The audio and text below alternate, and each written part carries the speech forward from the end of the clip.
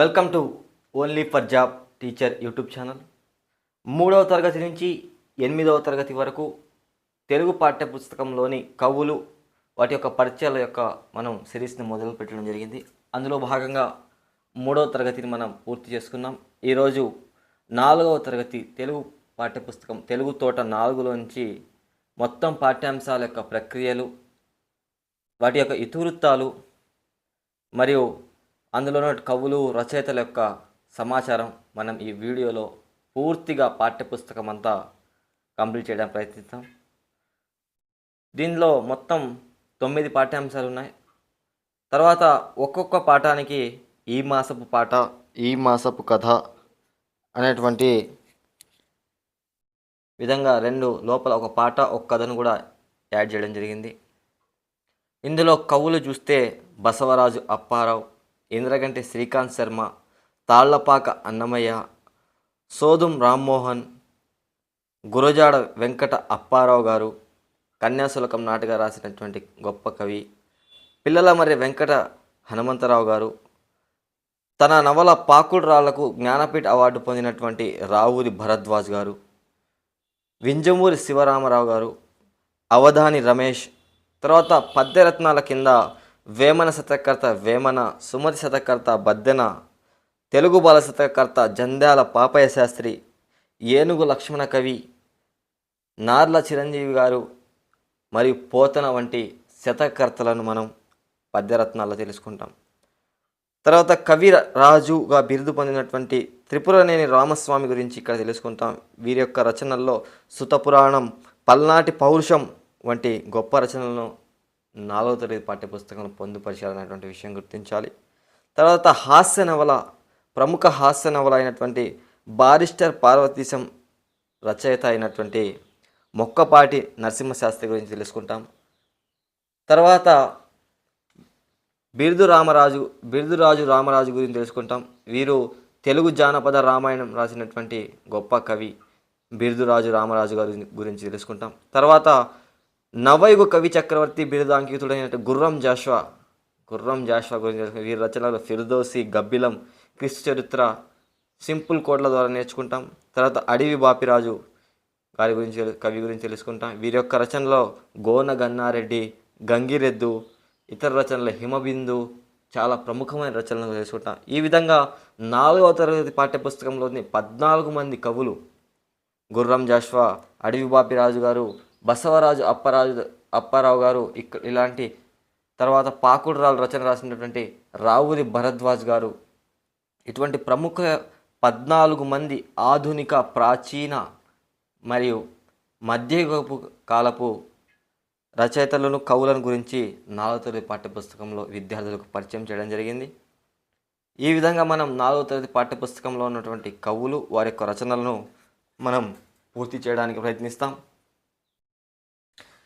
DSC, mega డిఎస్సికి సిద్ధమవుతున్నటువంటి DSC అభ్యర్థులకు ఈ క్లాస్ మీ డిఎస్సి ఉద్యోగ సాధనలో ఎంతగా తోడ్పాటు అందిస్తుందని తెలియజేస్తూ, ఇంతటి చక్కని లెసన్ ప్లాన్ను, కొండగుర్తులను తయారు చేసినటువంటి టీం మెగా డిఎస్సి రివెంజర్స్కు ధన్యవాదాలు తెలియజేసుకుంటూ మనం క్లాస్లోకి పోతున్నాం. ముందుగా విషయ సూచిక పరిచయంలోకి వెళ్ళినప్పుడు మొదటి పాఠ్యాంశం గాంధీ మహాత్ముడు అనేటువంటి ఈ పాఠ్యాంశం యొక్క ప్రక్రియ, గేయం, ఇతివృత్తం మహనీయుల చరిత్ర. గాంధీ అంటేనే మహానుభావమైనటువంటి వ్యక్తి కాబట్టి ప్రతి కాగితపు అంటే డబ్బు, ధనం, ప్రతి కాగితపు నోటు మీద కూడా ఎవరి బొమ్మ ఉంటుంది? డబ్బు మీద గాంధీ బొమ్మ ఉంటుంది. ఎంత గొప్ప పని, ఎంత మహనీయుల చరిత్ర, మహనీయుల చరిత్ర అంటే ఎవరో ఒక గొప్ప వ్యక్తి ఉంటారు. మహనీయుల చరిత్ర అనేది ఏ పాఠ్యాంశం యొక్క ఇతివృత్తం అని అనుకుంటే గాంధీ మహాత్ముడు యొక్క ఇతివృత్తం. గాంధీ మహాత్ముడు అనేటువంటి పాఠ్యాంశ ప్రక్రియ, గేయం, ఇతివృత్తం మహనీయుల చరిత్ర. 2వ పాఠం గోపాల్ తెలివి ఉన్న వాళ్ళకి సమయస్ఫూర్తి అనేది ఎక్కువగా ఉంటుంది. వాళ్ళు ప్రతి సమస్య నుంచి సమయస్ఫూర్తిగా ఆలోచించి వాళ్ళ సమస్య నుంచి తెలివిగా బయటపడడం జరుగుతుంది. మన గోపాల్ కథలో ఏ విధంగా సమయస్ఫూర్తి చూపించి సమస్యని పరిష్కారం చేశారనే పాఠం చదివి తెలుసుకోండి. అవన్నీ ఇక్కడ అవసరం లేదు. గోపాల్ తెలివి అనేటువంటి పాఠ్యాంశం యొక్క ప్రక్రియ, కథ, ఇతివృత్తం, సమయస్ఫూర్తి. తర్వాత దేశమును ప్రేమించుమన్నా అనేటువంటి గేయం ఇది ఇతివృత్తం దేశభక్తి. దేశమును ప్రేమించడంలోనే దేశభక్తి ఉంటుంది. దేశభక్తి చూపించాల్సినటువంటి పాఠ్యాంశమే దేశమును ప్రేమించుమన్నా అనేటువంటి గేయ ప్రక్రియ. దీని యొక్క ఇతివృత్తం దేశభక్తి. తర్వాత పరివర్తన అనేది పాఠ్యాంశ ప్రక్రియ కథ. ఇందులో ఈ పాఠ్యం యొక్క ఇతివృత్తం ఏమిటంటే పిల్లల స్వభావం. గాంధీ మహాత్ముడు పాఠ్యాంశ ప్రక్రియ గేయం, ఇతివృత్తం మహనీయుల చరిత్ర. గోపాల్ తెలివి అనే పాఠ్యాంశం యొక్క ప్రక్రియ కథ, ఇతివృత్తం సమయస్ఫూర్తి.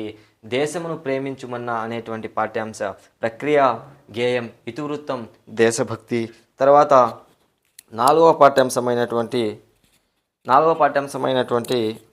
పరివర్తన అనేటువంటి ఈ పాఠ్యాంశం యొక్క ప్రక్రియ కథ, ఈ పాఠ్యాంశం యొక్క ఇతివృత్తం పిల్లల స్వభావం. తర్వాత ఐదవ పాఠ్యాంశం సత్యమహిమ, ఆరవ పాఠ్యాంశం ముగ్గుల్లో సంక్రాంతి, ఏడవ పాఠం పద్యరత్నాలు, 8 బారిస్టర్ పార్వతీశం, 9 రాజు కవి అనేటువంటి పాఠ్యాంశం యొక్క ప్రక్రియలు ఇతివృత్తాలను తెలియజేసుకుందాం. తర్వాత ఐదవ పాఠం సత్యమహిమ, ఆరవ పాఠం ముగ్గుల్లో సంక్రాంతి, ఏడవ పాఠం పద్యరత్నాలు, 8 బారిస్టర్ పార్వతీశం, 9 రాజు కవి. ఇవి యొక్క పాఠ్యాంశం యొక్క ప్రక్రియలు ఇతివృత్తాలు ఒక్కసారి గమనిస్తే, సత్యమహిమ అనేటువంటి పాఠ్యాంశం యొక్క ప్రక్రియ గేయ కథ, ఇతివృత్తం నైతిక విలువలు. సాధారణంగా మనం ఇతివృత్తం నైతిక విలువలు అనేది పద్యాలకు సంబంధించి ఎక్కువగా శతకాలు అనే విద్యార్థుల్లో నైతిక విలువలను, మానవీయ విలువలను పెంచడం కోసం పాఠ్యపుస్తకాలు పొందుపరచడం అని ప్రతి తరగతిలో శతకాల గురించి తెలుసుకుంటూ అక్కడ వాటి పద్యం కనిపిస్తే దాని యొక్క ఇతివృత్తం నైతిక విలువలు అని కూడా మనం సింపుల్గా కొండగుర్తు చెప్పడం జరిగింది. అయితే ఇక్కడ చూడండి, సత్యమహిమ అనేటువంటి పాఠ్యాంశం యొక్క ఇతివృత్తం నైతిక విలువలు అనేటువంటి విషయాన్ని అభ్యర్థులు జాగ్రత్తగా గమనించుకోవాలి. ఒకవేళ ఆప్షన్స్లో నైతిక విలువలు ఇతివృత్తంగా గల పాఠ్యాంశం ఏది అని చెప్పి పద్యరత్నాలు, సత్యమహిమ 1, 2 ఆప్షన్స్ ఏది కాదు ఇలా ఇంకో ఏదో పాఠ్యాంశం పేరు 4 ఆప్షన్స్ ఇచ్చినప్పుడు మనం సత్యమహిమ కూడా నైతిక విలువలు అనేటువంటి ఇతివృత్తాన్ని కలిగి ఉంది అనేటువంటి విషయాన్ని అభ్యర్థులు గమనించుకోవాలి. తర్వాత ముగ్గుల్లో సంక్రాంతి, ఇందులో సంక్రాంతి పండుగ గురించి తెలియజేయడం జరిగింది. తర్వాత కొంచెం క్రిస్మస్ పండుగ గురించి, తర్వాత రంజాన్ పండుగ గురించి బాక్సుల్లో మనకు విద్యార్థులకు అందిపరచడం జరిగింది. ఈ పండుగల గురించి ఏ విధంగా రాస్తారంటే వ్యాస రూపంలో రాయడం జరుగుతుంది. దీని ద్వారా పండుగల ద్వారా మనకి ఏం తెలుస్తుంది, మన యొక్క సంస్కృతి, సంప్రదాయాలు, ఆచార అలవాట్లు, కట్టుబాట్లు పండుగల్లో ఏ విధంగా మనం భారతదేశంలో జరుపుకుంటాం అనేటువంటి విషయాలు తెలియజేస్తారు. కాబట్టి ముగ్గుల్లో సంక్రాంతి అనే పాఠ్యాంశం ప్రక్రియ వ్యాసం, ఇతివృత్తం సంస్కృతి సాంప్రదాయాలు. తర్వాత పద్యరత్నాలు, పద్యాల యొక్క ప్రక్రియ పద్యమే.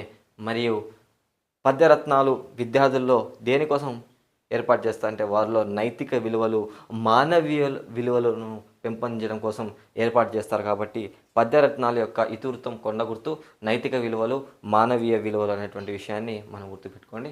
తర్వాత హాస్య నవల బారిస్టర్ పార్వతీశం యొక్క ప్రక్రియ కథనం, ఇతివృత్తం హాస్యం. తర్వాత రాజు కవి అనేటువంటిది చాలా ముఖ్యమైనటువంటి ప్రక్రియ. ఇది పద్య రూపంలో కథను తెలియజేయడానికి ఇక్కడ ఉంటుంది అన్నమాట. ఇక రాజు కవి అనేటువంటి పాఠం, రాజు కవి అనేటువంటి పాఠ్యాంశం ప్రక్రియ పద్య కథ. పద్యం ఏంటి, కథ ఏంటి, పద్యం వేరు, కథ వేరు, గద్య కథ ఉండాలి కదా, కథే ఉండాలి కదా, గేయ కథ ఉండాలి కదా అనేటువంటి మనకు అక్కడ ఆప్షన్ చూసిన కన్ఫ్యూజన్ రావడం. రాజు కవి అనేది పద్యరూప కథ, దీని యొక్క ప్రక్రియ పద్యరూప కథ. ఇతివృత్తం సామాజిక అంశాన్ని ఇక్కడ పొందుపరిచి విద్యార్థులు తెలియజేయడం కోసం ఏర్పాటు చేసిన 4వ తరగతి చివరి పాఠ్యాంశమే రాజు కవి. ఒకసారి గాంధీ మహాత్ముడు యొక్క పాఠ్యాంశ ప్రక్రియ గేయం, గోపాల్ తెలివి అనేది కథ, దేశమును ప్రేమించుమన్నా అనేటువంటి గేయ ప్రక్రియ, పరివర్తన అనేది కథ, సత్యమహిమ గేయ కథ, ముగ్గుల్లో సంక్రాంతి వ్యాసం, పద్యరత్నాలు పద్య ప్రక్రియ, బారిస్టర్ పార్వతీశం కథనం. ఇది కథనం. రాజు కవి అనేది పద్యరూప కథ. 4వ తరగతి పాఠ్యాంశంలో ఇక్కడ ఈ విషయ సూచిక నుంచి రావడానికి అవకాశం ఉన్నటువంటి ఒక ఇతివృత్తాన్ని మనం గెస్ చేస్తే, రాజు కవి అనేటువంటి పాఠ్యాంశం మనకు రావడానికి చివరిలో ఉంది. సామాజిక అంశం అనేటువంటి ఇతివృత్తంతో ఉంది. సామాజిక అంశం ఇతివృత్తంగా గల పాఠం ఏమిటి అని టెట్కు రావచ్చు. డిఎస్సిలో అయితే మనకు ఒకవైపు పాఠ్యం పేరు, ఒకవైపు ప్రక్రియల పేరు ఇచ్చేసి వరుసగా పరివర్తన, సత్యమహిమ, బారిస్టర్ పార్వతీశం యొక్క ప్రక్రియలు చెప్పండి అని ఇవ్వడానికి అవకాశం ఉంది. కాబట్టి విషయ సూచిక నుంచి టెట్కి రావడానికి డిఎస్సిలో మన కవుల గురించి సమాజం వస్తుంది అని మనకు పాత ప్రశ్న పత్రాలు పరిశీలన ద్వారా అర్థమైనటువంటి అంశం. టెట్ వరకు ఇవి విషయ సూచికలో గేయం, ఇతివృత్తం అంటే ప్రక్రియ, ఇతివృత్తం అనేది ప్రముఖ స్థానాన్ని పొందింది. తర్వాత ఇప్పుడు మనం ఒక్కొక్క పాఠ్యాంశం అందులో కవి యొక్క రచనలు, కవి పరిచయాన్ని తెలుసుకుంటూ ముందుకు సాగుదాం. 4వ తరగతి మొదటి పాఠ్యాంశం గాంధీ మహాత్ముడు అనేటువంటి ఈ పాఠ్యాంశం యొక్క ప్రక్రియ గేయం, ఇతివృత్తం మహనీయుల చరిత్ర. ఈ పాఠ్యాంశం యొక్క కవి బసవరాజు అప్పారావు గారు. బసవరాజు అప్పారావు గారు వీరు భావకవి, గీతకర్త. జాతీయోద్ధ కాలంలో ఈయన గీతాలు ప్రజలను చాలా గాఢంగా ప్రభావితం చేశాయి. వీరు రాసినటువంటి గేయాలన్నీ కలిపి గీతాల సంపుటంగా బసవరాజు అప్పారావు గేయాలు అనేటువంటిది ప్రముఖత స్థానాన్ని పొందడం జరిగింది. వీరి యొక్క ఇతర రచనలు ప్రస్తుతం పాఠ్యపుస్తకంలో ఇవ్వలేదు. అవి ఉత్తుత్త పెళ్ళి, మనస్సాక్షి, సాక్షి పేపర్ కాదు, మనస్సాక్షి, మా గాంధీ అనేటువంటి రచనలు. వీరు ఎవరో కాదు, సౌధామిని అనే కలంతో రచనలు రాసినటువంటి స్త్రీ రచయిత్రి రాజ్యలక్ష్మి గారి యొక్క భర్తే బసవరాజు అప్పారావు. ఈ గాంధీ మహాత్ముడు అనేటువంటి ఈ గేయం బసవరాజు అప్పారావు గీతాల నుండి సేకరించబడింది. బసవరాజు గారి యొక్క ప్రాంతం చూస్తే కృష్ణా జిల్లా విజయవాడ దగ్గర జన్మించడం జరిగింది. ఈ యొక్క తల్లిదండ్రులు చూస్తే వెంకమ్మ, పిచ్చయ్య, అవన్నీ ఇక్కడ లేవు. మన మెయిన్గా ఇచ్చినటువంటి అంశం బసవరాజు అప్పారావు గారి యొక్క గీతాల సంపుటం ఏంటంటే బసవరాజు అప్పారావు గేయాలు.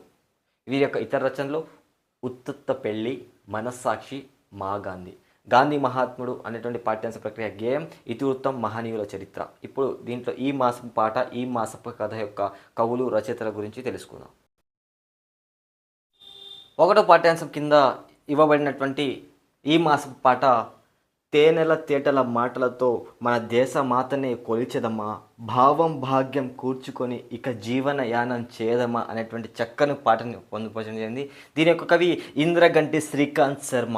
తేనెల తేటల మాటలతో అనేటువంటి పాటను రాసినటువంటి కవి ఎవరంటే ఇంద్రగంటి శ్రీకాంత్ శర్మ. వీరు కవి, కథకులు, విమర్శకులు.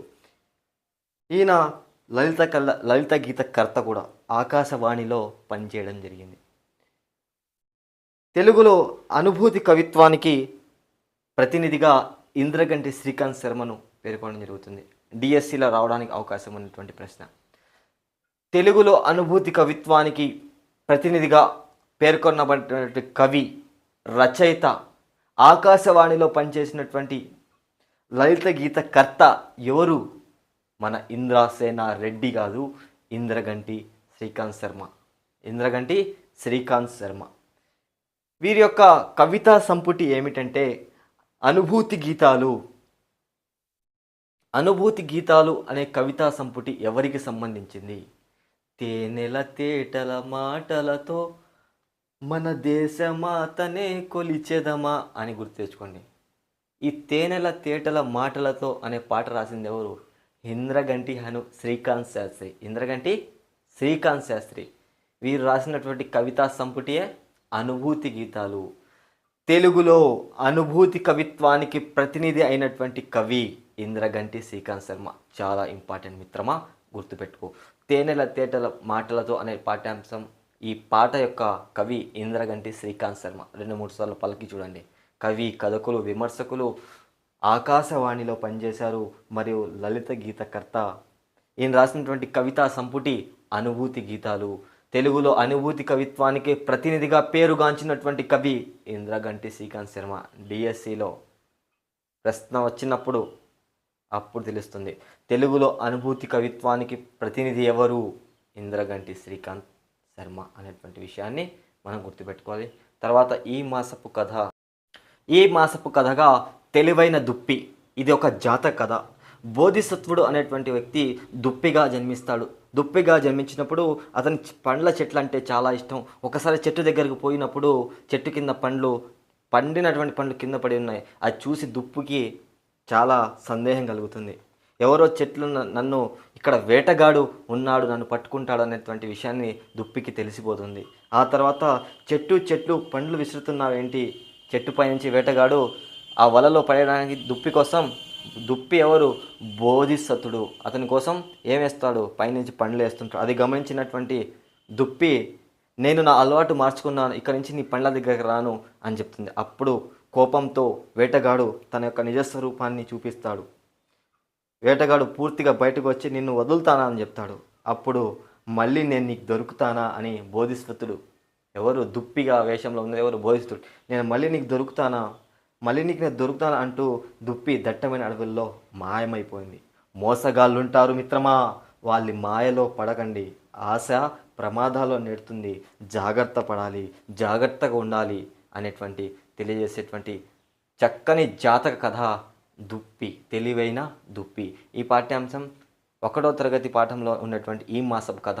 దుప్పిగా ఉన్నటువంటి వ్యక్తి బోధిసత్తుడు, మరొక పాత్ర వేటగాడు. తెలివైన దుప్పి అనేది ఒక జాతక కథ.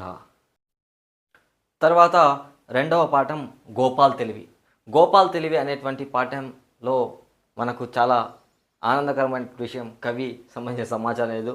చాలా ఆనందం పడాల్సినటువంటి అవసరం ఒక కవి లేదనే విషయాన్ని మనం చాలా చక్కగా, అయితే కవికి బదులు ఈ పాఠ్యాంశంలో ఉన్నటువంటి ముఖ్య విషయాలను తెలుసుకోవడానికి ప్రయత్నిద్దాం.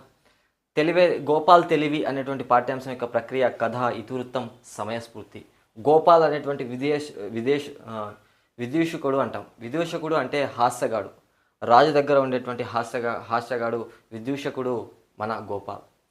ఇతను మాల్వా రాజు జయచంద్రుడు దగ్గర ఉన్నటువంటి విదూషకుడు. ఈ పాఠ్యాంశంలో ఉన్నటువంటి పాత్రలు ఒకసారి గమనిస్తే, ఢిల్లీ సుల్తాన్, జయచంద్రుడు, అతని దగ్గర విదూషకుడుగా పనిచేస్తున్నటువంటి హాస్యగాడు గోపాల్. ఒకరోజు ఢిల్లీ సుల్తాన్ నిండు సభలో తన సామంత రాజులో మొత్తానికి అతనికి 3 ప్రశ్నలు వేస్తాడు.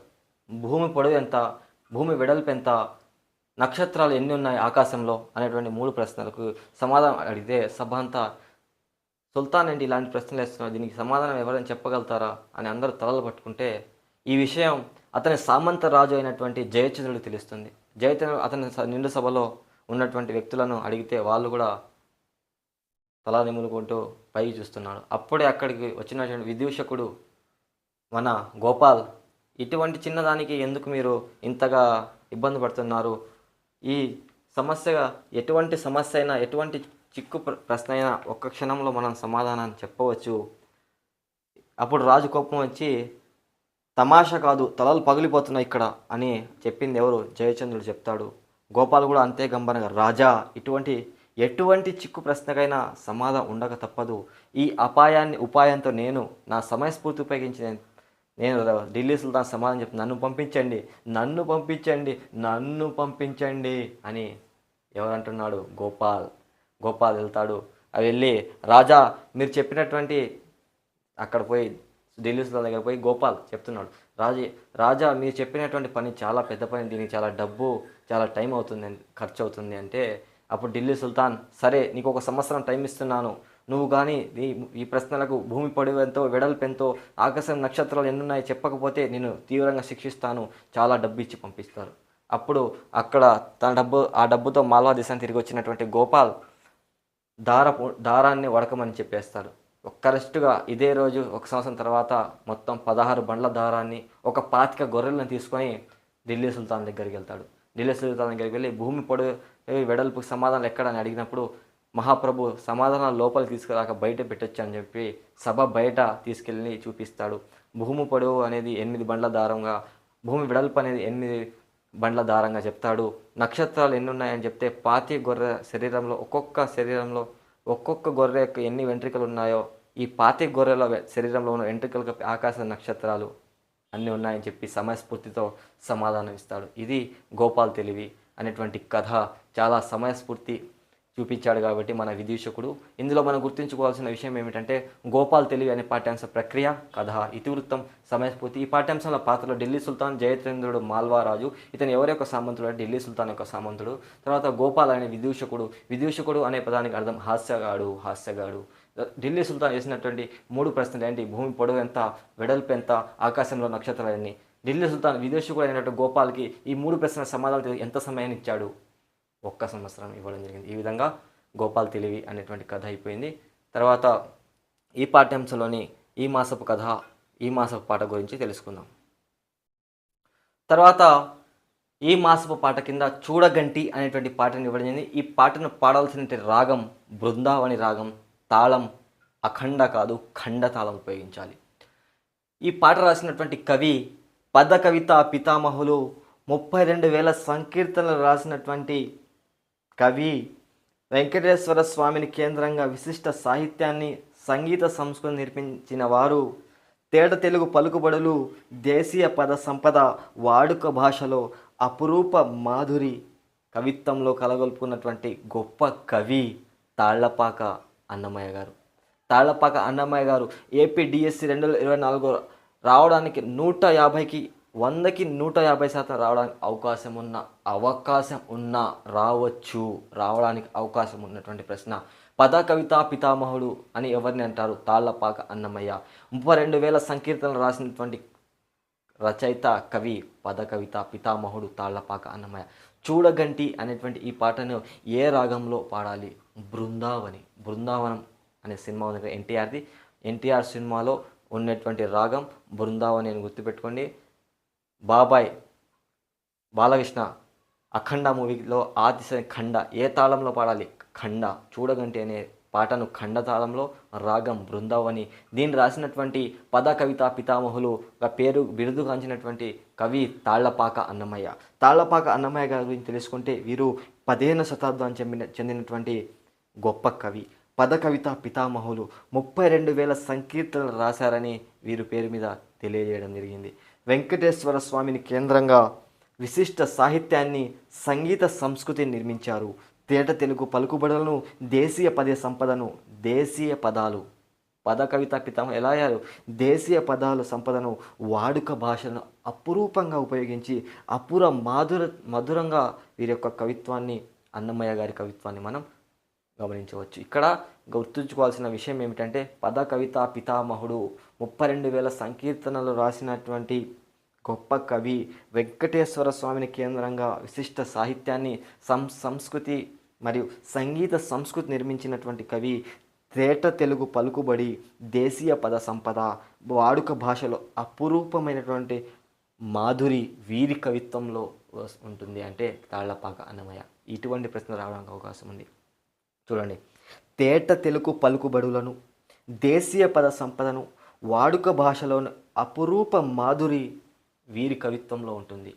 నన్నయ్య, తిక్కన్న, ఎర్రన్న, తాళ్లపాక అన్నమయ్య ఎవరి కవిత్వంలో మీకు తేట తెలుగు పలుకుబడి కనిపిస్తుంది, దేశీయ పద సంపద కనిపిస్తుంది, వాడుక భాషలో ఉన్నటువంటి అపురూపమైన మాధుర్యం ఎవరి యొక్క కవిత్వంలో కనిపిస్తుంది అంటే మనం చెప్పాల్సినటువంటి ఒకే ఒక పదం మన పద కవిత పితామహులు తాళ్లపాక అన్నమయ్య మన సమాధానం అయి ఉండాలి. తర్వాత ఈ మాసపు కథ గురించి తెలుసుకుందాం.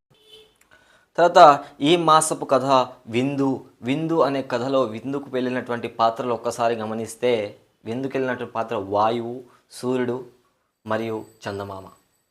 వీరి యొక్క తల్లి నక్షత్రం చుక్కనే నక్షత్రం అనుకుంటా, చుక్క తల్లి.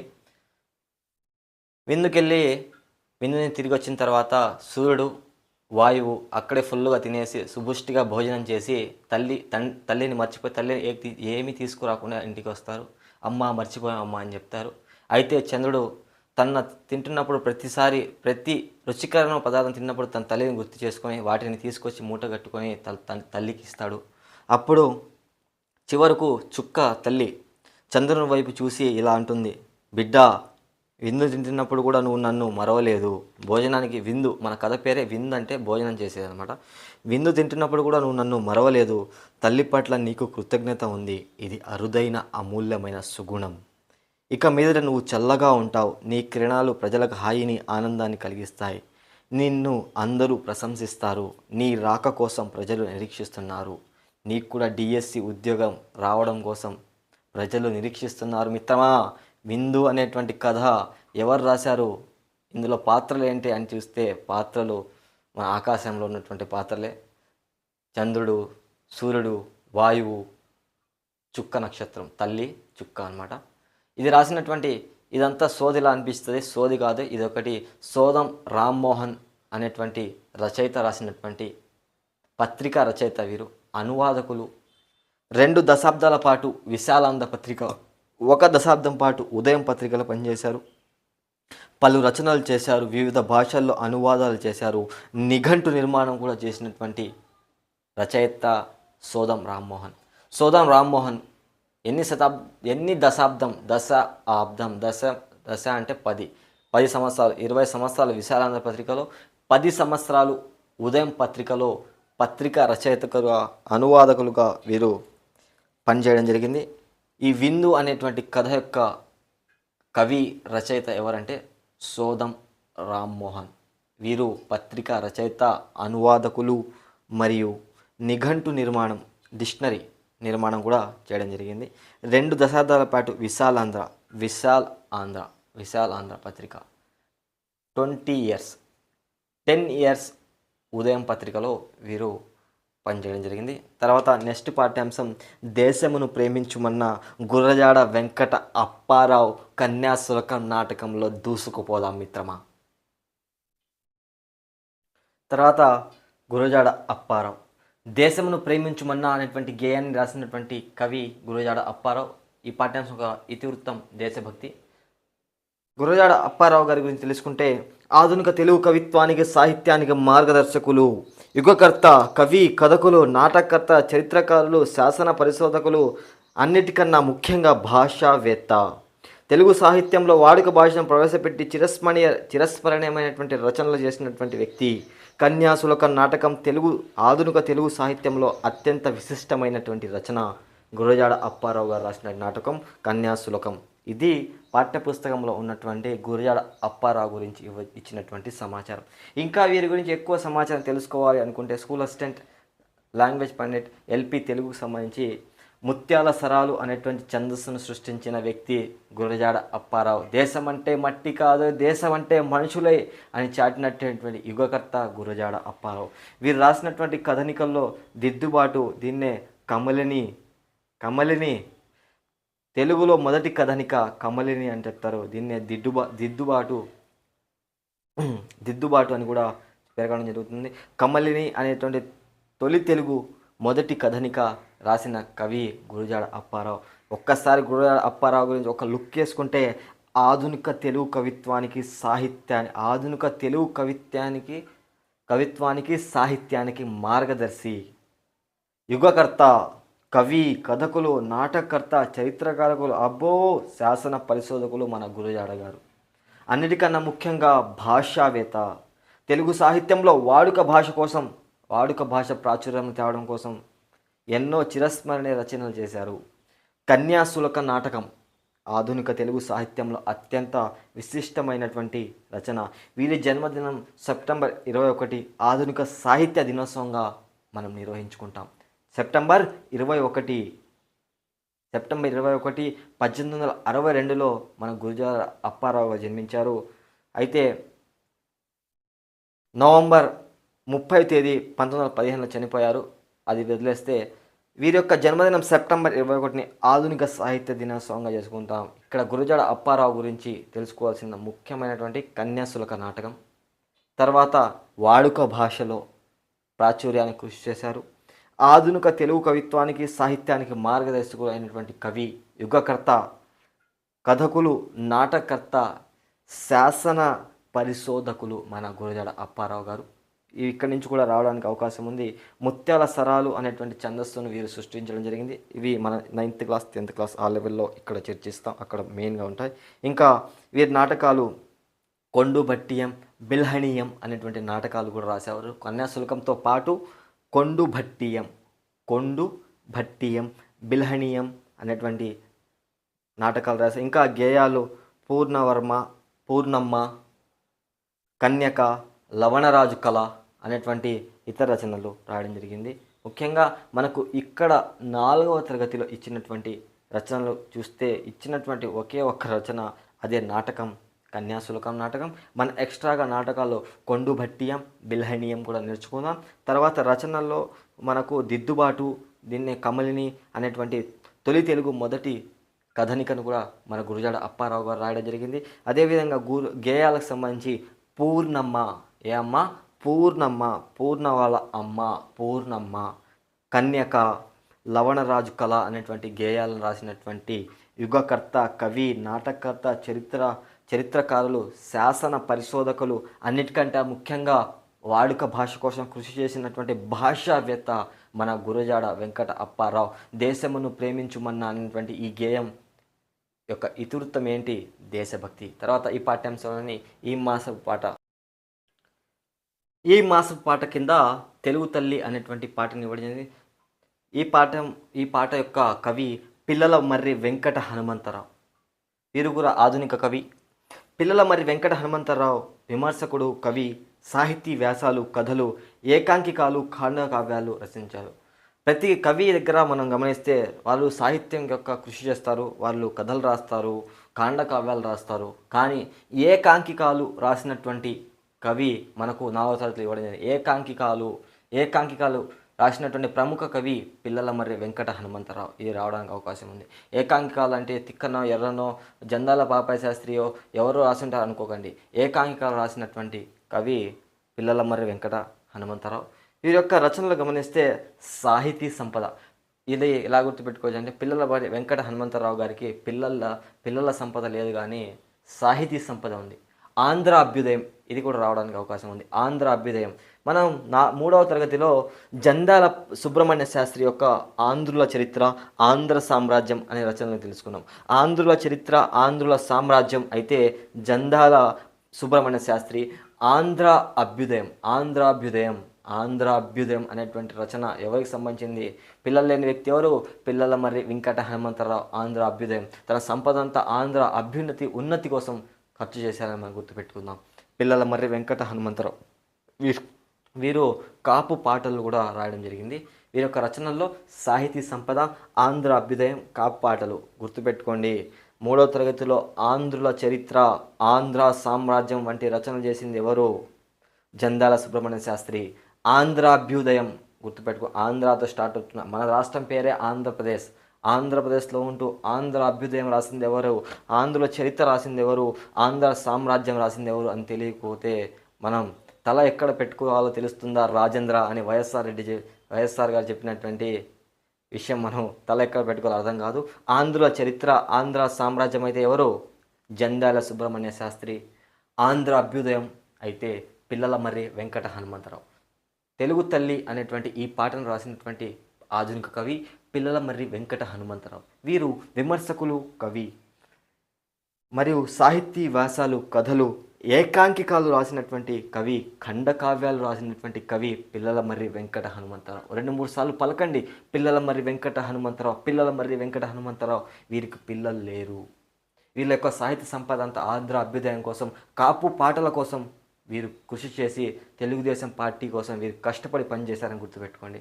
తెలుగుదేశం నాయకులు చంద్రబాబు నాయుడు గారు తెలుగు తల్లిలో ఈ పాటలు ఎలా వచ్చారంటే పిల్లల మర్రి వెంకట హనుమంతరావు గారు తన యొక్క సాహితీ సంపదను, రచనలు గుర్తుపెట్టుకోవడం కోసం, సాహితీ సంపదను ఆంధ్ర అభ్యుదయం కోసం కాపు పాటల ద్వారా చంద్రబాబు మెప్పు పొందారు. ఈ విధంగా గుర్తుపెట్టుకుందాం. పిల్లల మర్రి వెంకట హనుమంతరావు గారు, ఏకాంకికాలు, ఆంధ్ర అభ్యుదయం. అదే ఆంధ్రుల చరిత్ర, ఆంధ్ర సామ్రాజ్యం అయితే జంధ్యాల సుబ్రహ్మణ్య శాస్త్రి. గుర్తుపెట్టుకో, సుబ్రహ్మణ్యం మర్చిపోవాకు. జంధ్యాల సుబ్రహ్మణ్య శాస్త్రి. ఆంధ్రుల చరిత్ర, ఆంధ్ర సామ్రాజ్యం. అదే ఆంధ్ర అభ్యుదయం మన పిల్లల మర్రి వెంకట హనుమంతరావు. తెలుగు తల్లి అనేటువంటి ఈ పాటను రాసినటువంటి కవి పిల్లల మర్రి వెంకట హనుమంతరావు. 2-3 సార్లు చెప్తున్నాను, ఎందుకంటే బిట్టు రావడానికి అవకాశం ఉంది. కావున అభ్యర్థులు గుర్తించాలి. విమర్శకుడు, కవి, ఎన్నో రచనలు చేశారు. అందులో సాహితీ వ్యాసాలు, కథలు, ఏకాంకికాలు, ఖండకావ్యాలు ఉన్నాయి.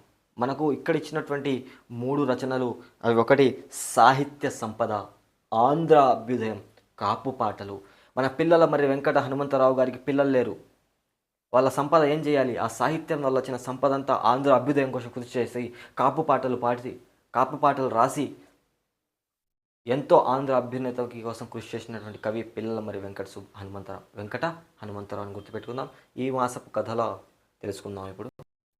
ఈ మాసపు కథలో గమనిస్తే కందురీగ కిటుకు అనేటువంటి కథని ఇవ్వడం జరిగింది. చాలా మంచి కథ, చిన్న పిల్లలు బాగా ఇష్టపడేటువంటి కథ ఇది. స్కూల్లో చెప్తుంటే పిల్లలు చాలా సంతోషంగా ఉంటారు. ఏనుగు సింహం కథ, కందిరిగా ఏనుగు యొక్క తల్ల వెళ్ళిపోవడం, కందిరిగా కిటుకు దాని బాధ తట్టుకోలేక ఏనుగు అడవి దాటి వెళ్ళిపోవడం అనేది ఈ కథ. ఈ కథ రాసినటువంటి కవి రావూరి భరద్వాజ్. డిఎస్సికి ఇక్కడి నుంచి రావడానికి అవకాశం ఉంది. ఇందులో కథా సంపుటాలు ఉన్నాయి, పిల్లల కథలు ఉన్నాయి, నవలలు ఉన్నాయి, జ్ఞానపీఠ అవార్డు కూడా ఉంది. డిఎస్సికి ఇంతకన్నా మంచి కంటెంట్ ఏం కావాలి? ప్రశ్నాపత్రం తయారు చేసే వ్యక్తి ఈ 4వ తరగతిలో ఇవ్వాలి ప్రశ్న అనుకుంటే ఇక్కడి నుంచి ఇవ్వడానికి అవకాశం ఉంది. అందుకే రావూరి భరద్వాజ్ గారి గురించి మనం పూర్తిగా ఇక్కడ ఇచ్చినటువంటి కవి పరిచయాన్ని చాలా చక్కగా వర్ణించుకోవడానికి ప్రయత్నం చేద్దాం. వీరు గుంటూరు జిల్లా తాడికొండలో జన్మించారు. వీరు రాసినటువంటి తొలి కథ విమల. క్రికెట్ యాడ్ చేసిన విమల్ పాన్ మసాలా, ఆ యాడ్ ఎక్కువ అయిపోయింది ఈ మధ్య. షారుఖ్ ఖాన్, సల్మాన్ ఖాన్ అందరూ వచ్చేస్తున్నారు దాంట్లో, ఎందుకో తెలియదు మనకి. విమల అనేటువంటి తొలి కథ రాసింది రావూరి భరద్వాజ్. రావూరి భరద్వాజ్ యొక్క తొలి కథ ఏంటి? విమల. అపరిచితులు, కథాసాగరం వంటి 37 కథా సంపుటాలు రాశారు. బతికిపోయాం. 37 కథా సంపుటాలు ఇచ్చి నేర్చుకోమంటే కష్టం, కానీ 37 కథా సంపుటాల్లో మనం 37 చెప్తే ఏడుస్తామని చెప్పి 2 ఇచ్చాడు. అపరిచితులు, కథాసాగరం. మన కథ ముగుస్తుంది. కథా సంపుటాలు 37 నేర్చుకోమంటే మన కథ ఏమవుతుంది? మన అపరిచితులుగా తయారవుతాం 37 నేర్చుకోవాలంటే. మన కథ సాగరం అయిపోతుంది. ఈ కథలో మన జీవితం అంతా సాగరమయం అయిపోతుంది. కథా సంపుటాలు ఎన్ని? 37. అపరిచితులు, సాగరం అనేవి 2 కథా సంపుటాలుగా గుర్తించాలి. పిల్లల కథలు 43 రాశారు.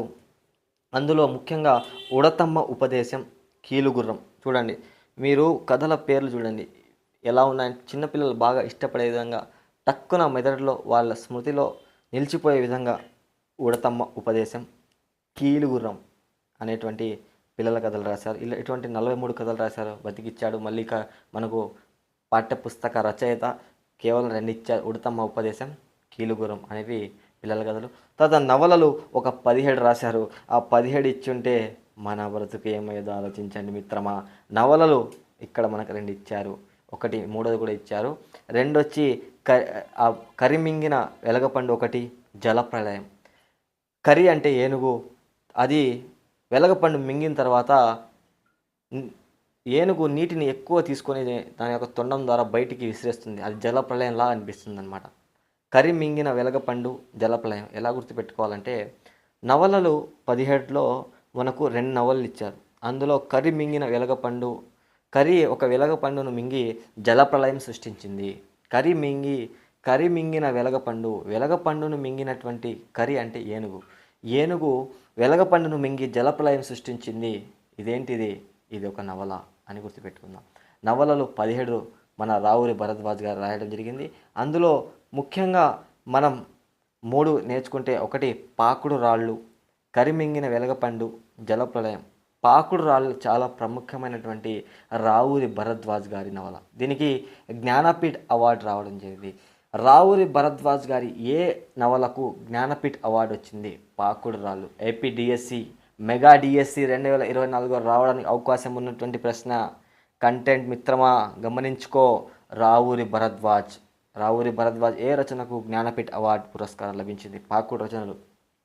వీరి యొక్క రచనలకు అవార్డులు, పురస్కారాలు ఎన్ని వచ్చాయంటే, జ్ఞానపీఠ్ పురస్కారం, కళాప్రపూర్ణ, సాహిత్య అకాడమీ అవార్డు, సోవియట్ భూమి అవార్డు, నెహ్రూ పురస్కారం, రాజలక్ష్మి ఫౌండేషన్ అవార్డు, గోపీచంద్ జాతీయ సాహిత్య పురస్కారం, ఆంధ్రప్రదేశ్ ప్రభుత్వం ఇచ్చేటువంటి కళారత్న, లోక్ నాయక్ ఫౌండేషన్ పురస్కారం వంటివి మన రావూరి భరద్వాజ్ గారికి రావడం జరిగింది. ఈ విధంగా రావూరి భరద్వాజ్ గారి యొక్క కథా సంపుటాలు 37 ఉన్నాయి. మనం నేర్చుకోవాల్సిన రెండే అపరిచితులు, కథాసాగరం. పిల్లల కథ 43 ఉన్నాయి. మనం నేర్చుకోవాల్సిన 2: ఉడతమ్మ ఉపదేశం, కీలుగుర్రం. నవలలు 17 ఉన్నాయి, మనం నేర్చుకోవాల్సింది 3. కరిమింగిన వెలగపండు, జలప్రళయం, పాకుడు రాళ్ళు. రావురి భరద్వాజ్ గారి ఏ రచనకు జ్ఞానపీఠ్ అవార్డు రావడం జరిగింది? ఏ నవలకు? పాకుడు రాళ్ళు. రావురి భరద్వాజ్ రాసినటువంటి జ్ఞానపీఠ్ అవార్డు పొందినటువంటి పాకుడు రాళ్ళు అనేది నవల, కథ, గేయ సంపుట అంటే మనం అది నవలగా గుర్తించాల్సి ఉంటుంది. ఈ విధంగా రావురి భరద్వాజ్ గారు గుంటూరు జిల్లాకు చెందినటువంటి వ్యక్తి, తాడికొండలో జన్మించడం జరిగింది. వీరు రాసినటువంటి తొలి కథ విమల. వీరు రాసినటువంటి కథా సంపుటాలు 37 ఉన్నాయి, అందులో 2 మనం నేర్చుకోవాలి, అపరిచితులు, కథాసాగరం. వీరు రాసినటువంటి చిన్నపిల్లల కథలు 43, అందులో మనం 2 నేర్చుకోవాలి, ఉడతమ్మ ఉపదేశం, కీలుగుర్రం, ఉడతమ్మ ఉపదేశం. వీరు రాసినటువంటి నవలు 17 ఉన్నాయి, అందులో మనం నేర్చుకోవాల్సినవి ఎన్ని? 3. కరిమింగిన వెలగపండు, జలప్రళయం. ఎలా గుర్తుంచుకున్నాం? వెలగపండును తిన్నటువంటి కరి జలప్రళయాన్ని సృష్టించింది. దీన్ని నవల రూపంలో తెలియజేసినటువంటి వ్యక్తి రావురి భరద్వాజ్. ఈయనకు రాణి అవార్డు అంటూ లేదు. దాదాపు జ్ఞానపీఠ్, కళాప్రపూర్ణ, కళారత్న, కేంద్ర సాహిత్య అకాడమీ అవార్డు, నెహ్రూ పురస్కారం, రాజ్యలక్ష్మి ఫౌండేషన్ అవార్డు, గోపీచంద్ సాహిత్య పురస్కారం ఇవన్నీ కూడా రావడం జరిగింది. అయితే ఏ అవార్డు ఏ నవలకు వచ్చింది అనే డీటెయిల్ ఇన్ఫర్మేషన్ ఇచ్చింది మాత్రం మనకు పాకుడు రాళ్ళు నవలకు జ్ఞానపీఠ్ అవార్డు రావడం జరిగింది అనేటువంటి విషయాన్ని గుర్తుంచుకోవాలి. ఒక్కసారి చూసుకోండి. కందురిగ కిటుకు అనేటువంటి ఈ కథను రాసినటువంటి కవి రావురి భరద్వాజ్. వీరు రాసినటువంటి తొలి కథ విమల. వీరు రాసినటువంటి కథా సంపుటాలు అపరిచితులు, కథాసాగరం. పిల్లల కథలు ఉడతమ్మ ఉపదేశం, కీలుగుర్రం. నవలలు కరిమింగిన వెలగపండు, జలప్రళయం, పాకుడు రాళ్ళు. వీరు జ్ఞానపీఠ్ అవార్డు పొందినటువంటి రావురి భరద్వాజ్ నవల పాకుడు రాళ్ళు. తర్వాత ఈ మాసపు కథ అయిపోయింది. తర్వాత నెక్స్ట్ లెసన్లోకి పోదాం. తర్వాత 4వ పాఠ్యాంశం పరివర్తన అనేటువంటి పాఠ్యాంశం యొక్క ప్రక్రియ, కథ, ఇతివృత్తం, పిల్లల స్వభావం. పరివర్తన అంటే మార్పు. రాము అనేటువంటి విద్యార్థి ఎలా మార్పు చెంది పాఠశాలకు వెళ్ళి సరిగ్గా చదువుకున్నాడు అనేటువంటి తెలియజేసేటువంటి పాఠమే ఈ పరివర్తన అనే పాఠ్యాంశం యొక్క మొదటిసారిగా 4వ జంట కవుల గురించి వెంకట పార్వతీశ కవులు. వెంకట అంటే బాలంత్రపు వెంకటరావు, పార్వతీశ అంటే ఓలేటి పార్వతీశం. ఈ ఇద్దరు కవులను కలిపి జంట కవులుగా వెంకట పార్వతీశ కవులు అంటాం. వీరు తూర్పుగోదావరి జిల్లాకు సంబంధించి ఒకరు మల్లము, ఒకరు పిఠాపురం తాలూకా ట్రెండింగ్లో ఉంది. పిఠాపురం ఎమ్మెల్యే తాలూకా. పిఠాపురం ఎమ్మెల్యే ఎవరో కామెంట్ చేయమంటే ఇంకా పవన్ కళ్యాణ్ అభిమానులు ఆగరు నాకు తెలుసు. వెంకట పార్వతీశ కవుల్లో తూర్పుగోదావరి జిల్లాకు సంబంధించినటువంటి వారు. వీరి యొక్క సమాచారం రచనలు కానీ ఏమి ఇవ్వలేదు. కానీ ఇక్కడ మనం గుర్తుంచుకోవాల్సినటువంటి విషయం ఏమిటంటే పరివర్తన కథ యొక్క కవులు ఎవరంటే వెంకట పార్వతీశ కవులు. వెంకట పార్వతీశ కవుల్లో వెంకట పార్వతీశ కవులను గుర్తించండి అంటే బాలంత్రపు వెంకటరావు, ఓలేటి పార్వతీశం. ఇక్కడ బాలంత్రపు వెంకటరావు 1882 1955 కాలం మధ్య ఉన్నారు. వీరి యొక్క తండ్రి పేరు వెంకట నరసింహం, తల్లి సూరమ్మ. వీరు తూర్పుగోదావరి జిల్లా మల్లంలో ప్రాంతంలో ఉండేటువంటి వారు. తర్వాత ఓలేటి పార్వతీశం. వీరి యొక్క తండ్రి పేరు అచ్యుతరామయ్య, తల్లి వెంకమ్మ. ఈయన తూర్పుగోదావరి జిల్లా పిఠాపురం. వీళ్ళిద్దరు కలిసి రచనలు, కథలు పిల్లల కోసం రాయడం జరిగింది. ఈ పరివర్తన అనేటువంటి పాఠ్యాంశం ప్రక్రియ, కథ, ఇతివృత్తం, పిల్లల స్వభావం. ఈ పాఠ్యాంశంలో పాత్రలు రాము, కాకి, తేనెటీగ, చీమ అనేటువంటి పాత్రల ద్వారా వాటి పని అవి చేసుకుంటాయి. రాము తన పని ఏంటి? బడికి వెళ్ళడం అని గుర్తు చేసుకొని తన ప్రవర్తనను మార్చుకుంటూ పరివర్తన చెందాడు అని తెలియజేసి పిల్లల స్వభావాన్ని, పిల్లల యొక్క బడి పట్ల ఇష్టతను కలిగించడం కోసం 4వ తరగతిలో పొందుపరిచినటువంటి పాఠమే పరివర్తన. ఈ పాఠ్యాంశం యొక్క ప్రక్రియ, కథ, ఇతివృత్తం, పిల్లల స్వభావం. వెంకట పార్వతీశ కవులు అనేటువంటి వారు ఎవరు అంటే జంట కవులు బాలంత్రపు వెంకట్రావు, ఓలేటి పార్వతీశం. వీరు ఏ జిల్లాకు చెందిన వారు? వెంకట పార్వతీశ కవులు ఏ జిల్లాకు చెందినటువంటి వారు? తూర్పుగోదావరి జిల్లా. మల్లం ప్రాంతం చెందినటువంటి వ్యక్తి బాలంత్రపు వెంకట్రావు అయితే పాపురం తూర్పుగోదావరి జిల్లా చెందినటువంటి వ్యక్తి ఓలేటి పార్వతీశం అనేటువంటి విషయాన్ని మనం గుర్తించాలి. తర్వాత ఈ మాసపు పాట పడవ నడపబోయ్, పూల పడవ నడపబోయ్ అనేటువంటి ఈ మాసపు పాట రాసినటువంటి కవి వింజమూరి శివరామరావు.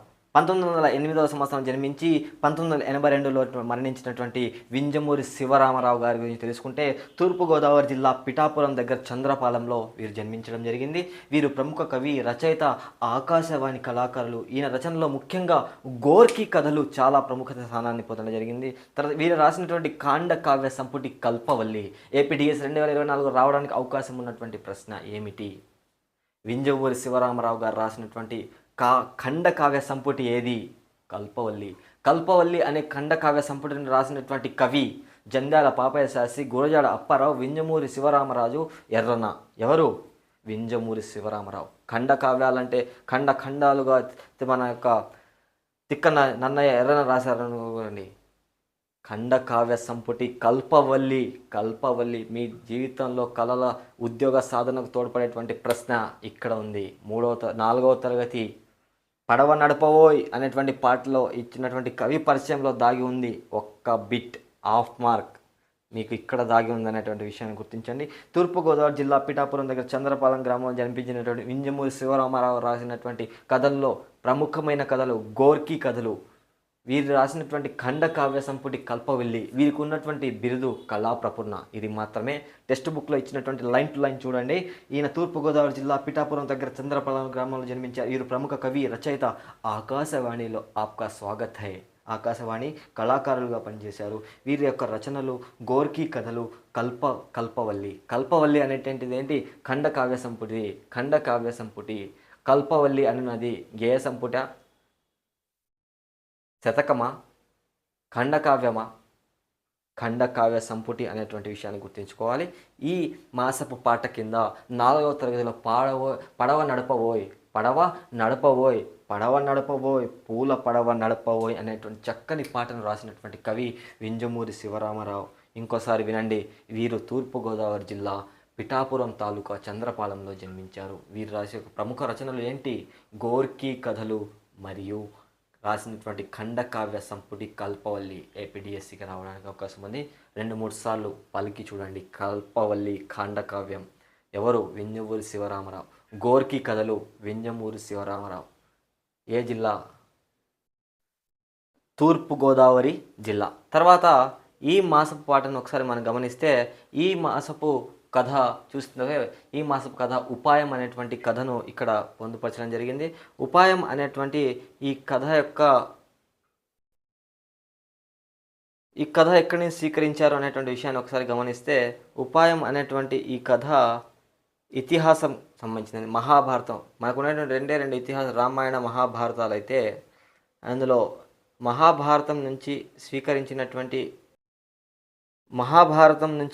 స్వీకరించినటువంటి ఈ కథే ఉపాయం. ఇందులోని పాత్రల భీముడు, అర్జునుడు, భీష్ముడు, ద్రోణాచార్యుడు, భరత వంశీయులకు విలువ విద్య గురువు. టెట్లో రావడానికి అవకాశం ఉన్నటువంటి ప్రశ్న. బాబు ఒకసారి చెక్ చేయమా కెమెరా. భరత వంశంలో విలువ విద్య గురువు ఎవరు అంటే మన ద్రోణాచార్యులుగా పేర్కొనాల్సి ఉంటుంది. ఈ విధంగా ఇందులో ఉన్నటువంటి ఒకే ఒక ప్రశ్న టెట్కి రావడానికి భరత వంశీయుల విలువ విద్య గురువు అంటే బాణాలు వదిలేటువంటి విద్య, విలువ విద్య అంటే అది. దీని యొక్క గురువు ఎవరు అని విషయాన్ని గమనిస్తే ద్రోణాచార్యుడు అని మన సమాధానం ఉండాలి. తర్వాత 5వ పాఠం సత్యమహిమ. మన విషయ సూచిక చెప్పినప్పుడే చెప్పాం. నైతిక విలువలైనటువంటి ఇతివృత్తం కలిగినటువంటి ఏకైక పాఠం సత్యమహిమ. దీని యొక్క ప్రక్రియ గేయ కథ. దీన్ని రాసినటువంటి కవి అవధాన రమేష్. వీరు అవధాన రమేష్ అనేటువంటి వారు గేయ కథావాదీన. ఈ గేయ కథను రాసింది ఎవరంటే అవధాని రమేష్. ఈయన రాసినటువంటి గుజ్జన గూళ్ళ నుంచి తీసుకోబడింది ఈ సత్యమహిమ. ఈయన ఆంధ్రప్రదేశ్ విడిపోకముందు ఆంధ్ర రాష్ట్రం కర్నూలు రాజధాని ఉంది, మర్చిపోయారా? అది ఆంధ్ర రాష్ట్రంలోని కర్నూలు జిల్లా అవుకు అగ్రహారంలో జన్మించారు అవధాని రమేష్ గారు. 20వ శతాబ్దానికి చెందినటువంటి ఆధునిక కవి. వీరి యొక్క తల్లిదండ్రులు గమనిస్తే సుబ్రహ్మణ్య శాస్త్రి మరియు సావిత్రమ్మ వీరి తల్లి పేరు సుబ్రహ్మణ్య శాస్త్రి, వీరి యొక్క తండ్రి. వీరి యొక్క రచనలో గొజ్జన గూళ్ళు, కాసుల పేరు, ప్రతీకారం, 3 మంచి కథలు. ఇవి టెట్కి రావడానికి అవకాశం ఉన్నటువంటి ప్రశ్నలు. రీసెంట్గా మనకు టెట్ డిఎస్సి వేరువేరేగా టెట్ డిఎస్సి కలుప, టెట్కమ్ టీఆర్టీ అనేటువంటి చర్చలు జరుగుతున్నాయి. దీంట్లో మనం గమనిస్తే సత్యమహిమ అనేటువంటి ఈ పాఠ్యాంశం యొక్క ప్రక్రియ, గేయ కథ, ఇతివృత్తం, నైతిక విలువలు. అవధాని రమేష్ కర్నూలు జిల్లా, ఆంధ్ర రాష్ట్రంలో ఉన్నటువంటి కర్నూలు జిల్లా అవుకు అగ్రహారంలో వీరు జన్మించడం జరిగింది. వీరి యొక్క రచనల్లో గుజ్జన గుళ్ళు, కాసుల పేరు, ప్రతీకారం 3 మంచి కథలు. గుర్తుపెట్టుకోండి, 3 మంచి కథలు. 3 గుడ్ స్టోరీస్. ప్రతీకారం, రివెంజ్, కాసుల పేరు, గుజ్జన గుళ్ళు. ఇవన్నీ కూడా ఎవరి రచనలు అంటే అవధాని రమేష్. అవధాని రమేష్ ఏ జిల్లా చెందినటువంటి వారు? కర్నూలు జిల్లాకు సంబంధించిన వాళ్ళు. సత్యమహిమ అనేటువంటి పాఠ్యాంశం ఎక్కడి నుంచి స్వీకరించడం జరిగింది? గుజ్జన గుళ్ళు నుంచి స్వీకరించడం జరిగింది. ఈ విధంగా సత్యమహిమ అనేటువంటి పాఠ్యాంశం ప్రక్రియ, గేయ కథ, ఇతివృత్తం, నైతిక విలువలు. కవి అవధాన రమేష్. జిల్లా కర్నూలు జిల్లా. కాలం 20వ శతాబ్దం.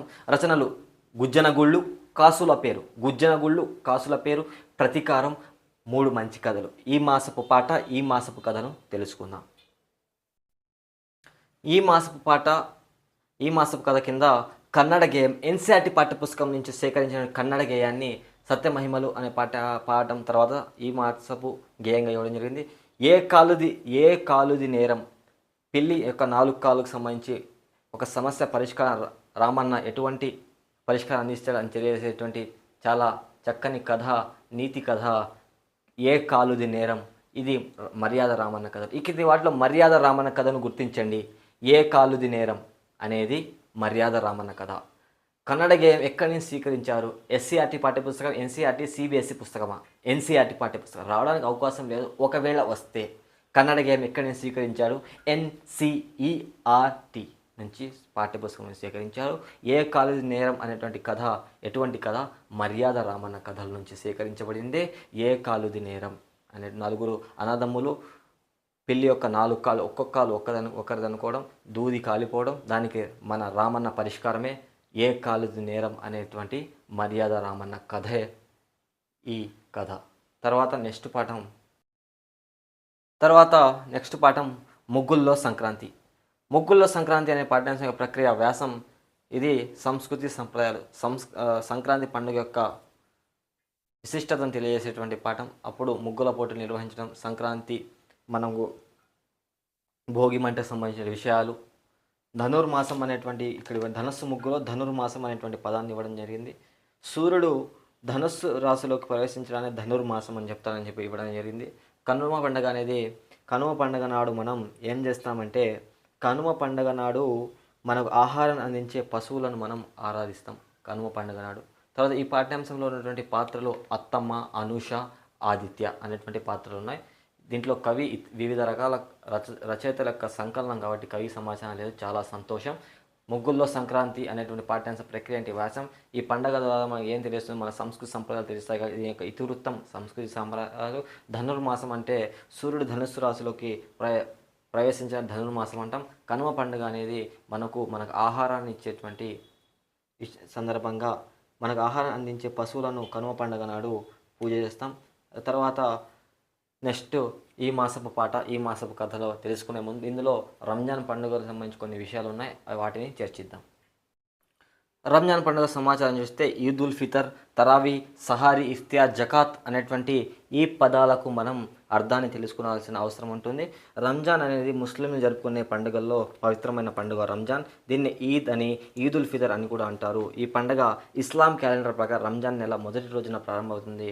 ఆ రోజు రాత్రి చంద్రదర్శనం రాగానే మసీదుల్లో తరావీ నమాజ్ అనేటువంటి ప్రత్యేకమైన ప్రార్థన చేస్తారు. తరావీ నమాజ్ అనేది రంజాన్ నెలల్లో చేసేటువంటి ప్రత్యేకమైనటువంటి రాత్రిపూట ప్రార్థనలనే తరావీ నమాజ్ అని చెప్పడం జరుగుతుంది. రంజాన్ నెల అంతా ఉపవాసాలు ఉంటారు. తెల్లవారుజాము 4 గంటలు నిద్రలేస్తారు. సూర్యోదయానికి సుమారు 1.5 గంటల ముందే భోజనం చేస్తారు. దీన్నే సహారీ అంటారు. సహారీ అనేటువంటి పదానికి అర్థం ఏంటంటే, రంజాన్ నెలలో ఉపవాసాలు ఉండడానికి ముందు తెల్లవారుజామున 4 గంటలకి నిద్ర లేచిన తర్వాత తినేటువంటి ఆహారం, సూర్యోదయానికి సుమారు 1.5 గంటల ముందే భోజనాన్ని సహారీ అంటాం.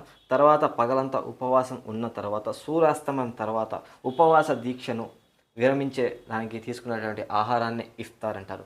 సహారీ అంటే ఉదయం పూట ఒక్క పొద్దు స్టార్ట్ చేయడానికి, ఉపవాసాన్ని స్టార్ట్ చేయడానికి ముందు తీసుకున్నటువంటి ఆహారం సహారీ అయితే, సాయంత్రం సూర్యాస్తమయం తర్వాత తీసుకున్నటువంటి ఆహారం ఇఫ్తియార్. తర్వాత జకాత్ అనే పదాన్ని చూసుకుంటే జకాత్ అంటే సంవత్సరానికి ఒకసారి వారి ఆదాయ సంపదపై ఒక లెక్క ప్రకారం పేదలకు దాన ధర్మాలు చేయడం అనేది జకాత్గా చెప్పుకోవచ్చు. తర్వాత 30 రోజుల అనంతరం రంజాన్ నెల చివరి రోజు చంద్రదర్శనంతో షవ్వాల్ నెల మొదలవుతుంది.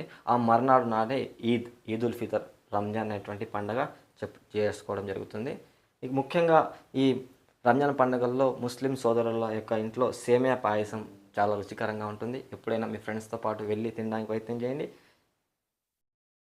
ఈ విధంగా ఈ పాఠ్యంలో మనం గుర్తుంచుకోవాల్సిన విషయం ఏంటంటే ఈదుల్ ఫితర్ అనేది ఏ పండుగ అంటే రంజాన్. తరావీ నమాజ్ అంటే రంజాన్ నెలలో చదివేటువంటి ప్రత్యేకమైన నమాజ్. సహారీ అంటే ఉదయం తెల్లవారకు ముందు తీసుకున్నటువంటి ఆహారం. ఇఫ్తార్ అంటే ఉపవాసం విరమణ చేసడానికి తినేటువంటి ఆహారం. జకాత్ అంటే వాళ్ళ యొక్క ఆదాయాలను మొత్తం ఒక సంవత్సరం పాటు లెక్కగట్టి దాన ధర్మం చేయడానికి ఉపయోగించేటువంటి పద్ధతి జకాత్గా మనం గుర్తుపెట్టుకోవాలి. తర్వాత 4వ తరగతి పాఠ్యపుస్తకం గొబ్బిళ్ళు అనేటువంటి సాంప్రదాయ జానపద గేయాన్ని ఈ మాసపు కథ కింద నకిలీ కన్ను అనేటువంటి నసరుద్దీన్ కథలను ఇవ్వడం జరిగింది. 6వ పాఠం కింద 4వ తరగతి 6వ పాఠం తర్వాత ఇచ్చినటువంటి ఈ మాసపు పాట గొబ్బిళ్ళ పాట. ఇది సాంప్రదాయ జానపద గేయానికి ఉదాహరణ. గొబ్బిళ్ళ పాట అనేటువంటిది సాంప్రదాయ జానపద గేయం. నకిలీ కన్ను అనేది నసరుద్దీన్ కథల నుంచి సేకరించినటువంటి అక్బర్ బీర్బల్ రామన్న కథలు ఎలాగో నసరుద్దీన్ కథలు కూడా అటువంటి చిన్నపిల్లల నీతిని మరియు వాళ్ళలో ఆసక్తిని కలిగించే విధంగా ఉన్నటువంటి హాస్యాస్పదమైనటువంటి కథలు ఇవి నసరుద్దీన్ కథలు. నసరుద్దీన్ కథలలోంచి సేకరించిందే నకిలీ కన్ను అనేటువంటి కథ. తర్వాత గొబ్బిళ్ళ పాట అనేది సాంప్రదాయ జానపద గేయంగా మనం గుర్తుంచుకోవాల్సి ఉంటుంది. తర్వాత పద్యరత్నాల్లోకి వెళ్దాం. తర్వాత 7వ పాఠం పద్యరత్నాలు.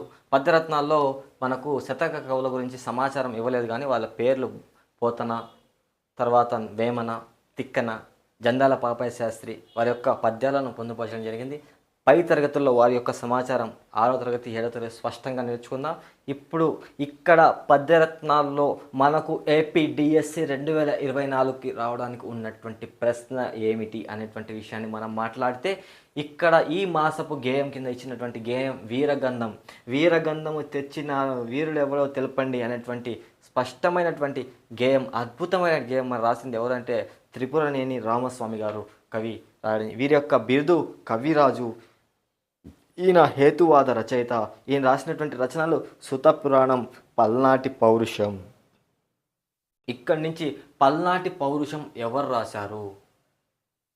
సూరవరం ప్రతాప్ రెడ్డి, త్రిపురనేని రామస్వామి, జందాల పాపయ్య శాస్త్రి, గురజాడ అప్పారావు అనే ఆప్షన్స్ ఇస్తే పల్నాటి పౌరుషంతో చెప్పాలి త్రిపురనేని రామస్వామి, జస్టిస్ చౌదరి త్రిపురనేని రామస్వామి అనేటువంటి విషయాన్ని మీరు ఆప్షన్ సెలెక్ట్ చేసుకోవాలి. కవిరాజు అనేటువంటి బిరుదు పొందినటువంటి కవి ఎవరు? త్రిపురనేని రామస్వామి. తర్వాత ఈ మాసపు కథ కింద నీతి చంద్రిక కథలో, పంచతంత్ర కథల్లో నుంచి నీతి చంద్రిక నుంచి సేకరించిన పేను నల్లి కథను ఇవ్వడం.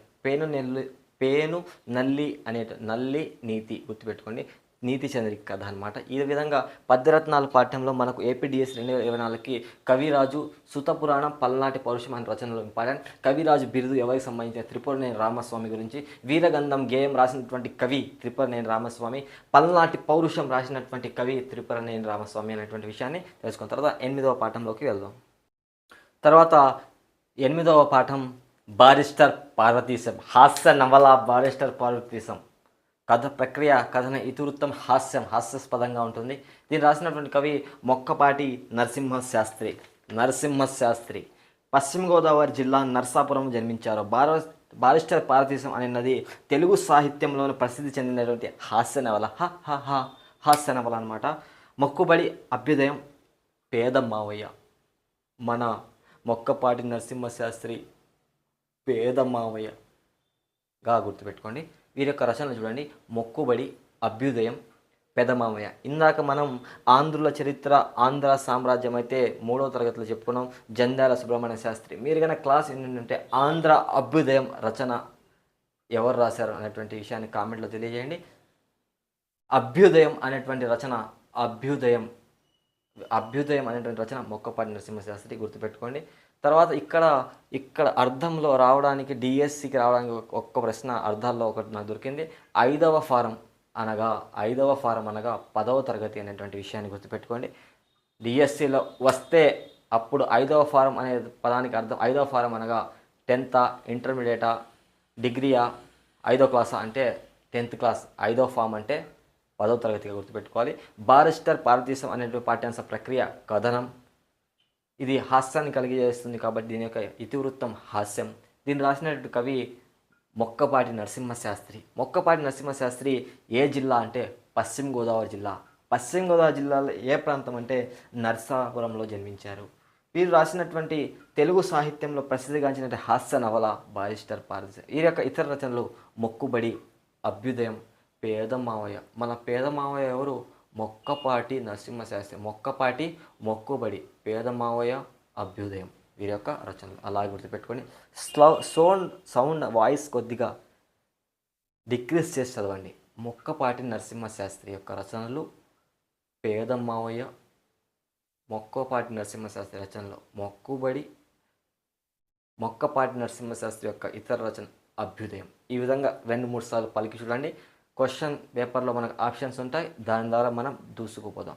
బారిస్టర్ భారతదేశం పాఠ్యాంశ ప్రక్రియ కథనం ఇతివృత్తం హాస్యం. మొక్కపాటి నరసింహశాస్త్రి వీరు పశ్చిమ గోదావరి నర్సాపురంలో జన్మించారు.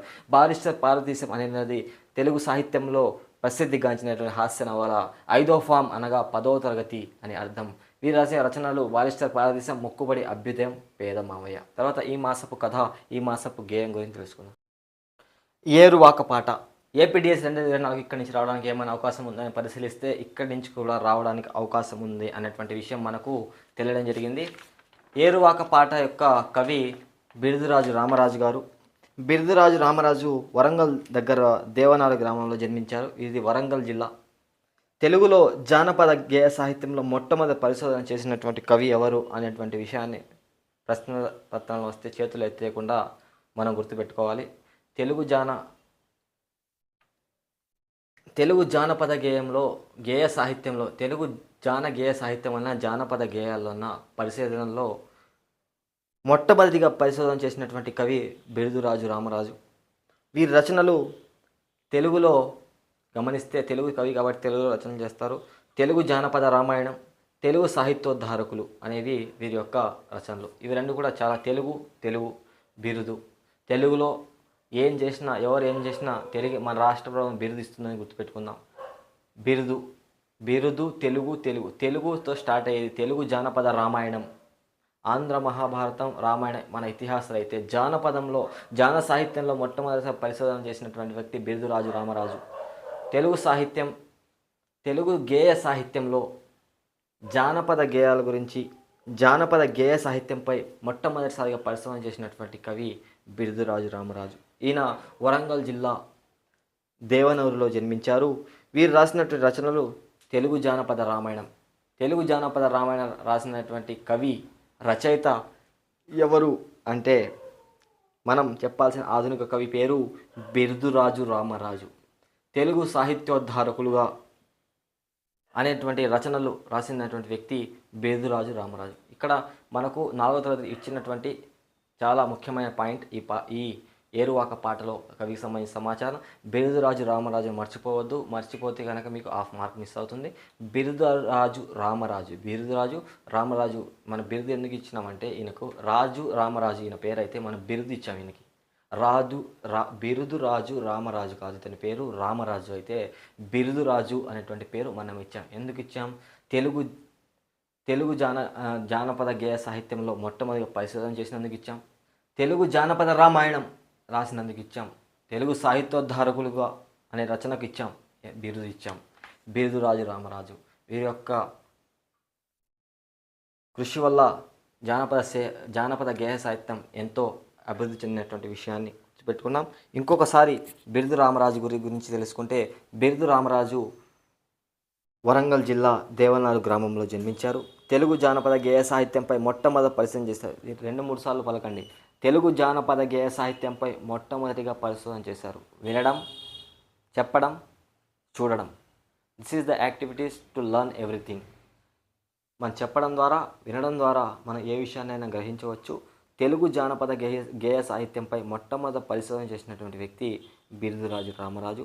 తెలుగు జానపద రామాయణం, తెలుగు సాహిత్యోద్ధారకులు అనేటువంటి రచనలు చేసినటువంటి కవి బిరుదురాజు రామరాజు. ఈ పాఠం తర్వాత ఉన్నటువంటి ఈ మాసపు కథ అత్యాస. ఇదొక పంచతంత్రపు కథ. అత్యాస అనే కథను ఎక్కడి నుంచి స్వీకరించడం జరిగిందంటే పంచతంత్ర కథల్లోంచి స్వీకరించినదే ఈ అత్యాస అనేటువంటి కథ. తర్వాత చివరి పాఠం రాజు కవి. గుర్రం జాషువా గారు రాసినటువంటి పద్య కథ. చాలా చక్కగా ఉన్నటువంటి ఈ కథ పద్య కథ. ఇతివృత్తం సామాజిక అంశం. గుర్రం జాషువా గారి గురించి ఒకసారి తెలుసుకుంటే ప్రసన్నమైనటువంటి పద్య శిల్పం, సులలితమైనటువంటి ధార, దళితులు అట్టడుగు వర్గాల పట్ల అపారమైనటువంటి ప్రేమ, సామాజిక అసమానత పట్ల ఆగ్రహం గుర్రం జాషువా కవిత్వం యొక్క లక్షణాలు. వీరు గుంటూరు జిల్లా వినుకొండలో జన్మించారు. నవయుగ కవి చక్రవర్తి, కళాప్రపూర్ణ అనేటువంటి బిరుదులు వీరికి సొంతం. వీరు రాసిన రచనల్లో ఫిర్దోసి, గబ్బిలం, క్రీస్తు చరిత్ర మొదలైన రచనలను మనం గమనించుకోవచ్చు. రాజు కవి అనేటువంటి పాఠ్యాంశ ప్రక్రియ పద్య కథ, ఇతివృత్తం సామాజిక అంశం, కవి గుర్రం జాషువా. వీరి యొక్క బిరుదులు నవయుగ కవి చక్రవర్తి, కళాప్రపూర్ణ. వీరి యొక్క రచనలు ఫిర్దోసి, గబ్బిలం, క్రీస్తు చరిత్ర. గుర్రం జాషువా నవయుగ కవి చక్రవర్తి, కళాప్రపూర్ణ బిరుదుల అంకితులు. మరియు ఫిర్దోసి అనేటువంటిది చాలా మంచి ఒక రచన.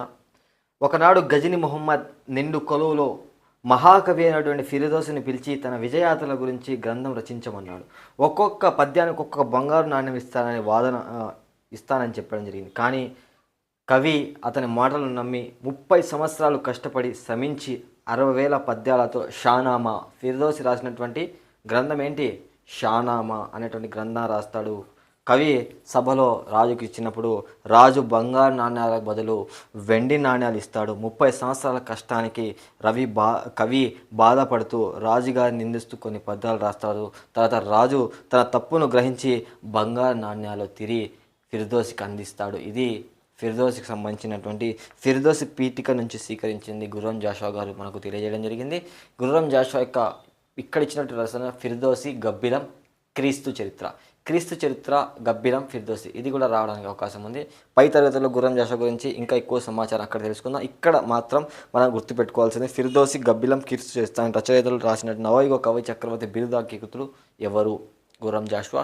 రాజు కవి అనేటువంటి పాఠ్యాంశం యొక్క ప్రక్రియ పద్య కథ.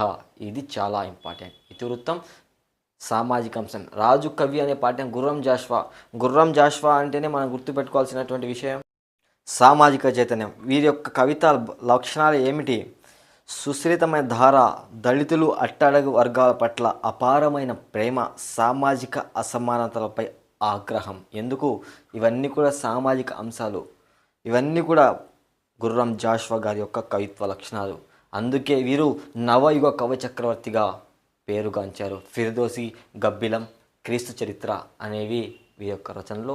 ఈ పాఠంలో ఉన్నటువంటి ఈ మాసపు కథతో మనం 4వ తరగతి పాఠ్యపుస్తకాన్ని కంప్లీట్గా కవులు, వారి యొక్క రచనలు, సమాచారాన్ని తెలుసుకున్నటువంటి విషయం. ఇప్పుడు మనం వాటిని తెలుసుకుందాం. 4వ తరగతి తెలుగు తోట చివరి ఘట్టం ముగించబోతున్నాం.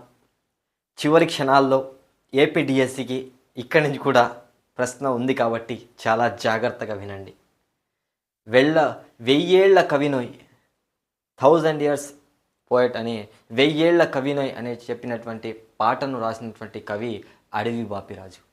అడవి బాపిరాజు గారి గురించి తెలుసుకోవాలంటే, వీరు యొక్క రచనలు తెలుసుకోవాలంటే ముఖ్యంగా ఏపీడిఎస్ 2024 ఇక్కడి నుంచి రావడానికి అవకాశం ఉన్నటువంటి బిట్ గోన గన్నారెడ్డి, గంగిరెద్దు రచనలు ఎవరికి సంబంధించింది? గోన గన్నారెడ్డి.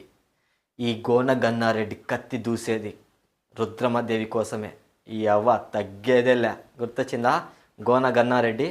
అది గోన గన్నారెడ్డి రచన రాసినటువంటి కవి అడవి బాపిరాజు. 1000 ఏళ్ల కవినే ఈ మాసపు పాట యొక్క కవి అడవి బాపిరాజు. అడవి బాపిరాజు కవి, నవలాకారుడు, కథకుడు, చిత్రకుడు. వీరి యొక్క రచనలు నారాయణరావు, హిమబిందువు.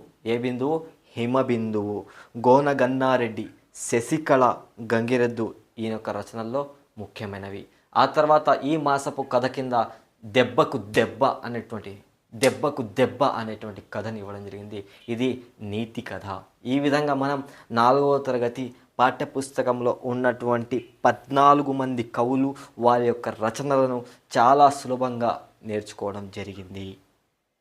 శ్రీశ్రీ గారు అన్నట్టు ఆదిమ కాలంలో తిక్కన్న, మధ్యకాలంలో వేమన, ఆధునిక కాలంలో గురజాడ, మనకు అడుగుజాడ అన్నట్టు ఒక్కొక్క తరగతి 3వ తరగతి నుంచి 8వ తరగతి కవుల యొక్క రచనల యొక్క సమాచారాన్ని మనం తెలుసుకుందాం.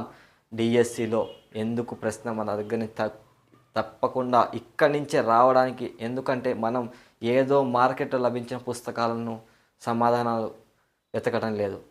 మనం పాఠ్యపుస్తకం నుంచి ఆధారంగా పాఠ్యపుస్తకం లైన్ టు లైన్ క్షుణ్ణంగా AP mega DSC revenge team తయారు చేసినటువంటి లెసన్ ప్లాన్ ఆధారంగా మనం ఈ పాఠ్యాంశంలోనూ ఈ క్లాసులను పూర్తి చేసుకుంటున్నాం. ఈ విధంగా మన 4వ తరగతి తెలుగు తోట పాఠ్యపుస్తకం మొత్తాన్ని కంప్లీట్ చేసుకోవడం జరిగింది. ఈ వీడియో కనుక మీకు నచ్చితేనే మీ మిత్రులకు షేర్ చేయండి, డిఎస్సి అభ్యర్థులకు అందించండి.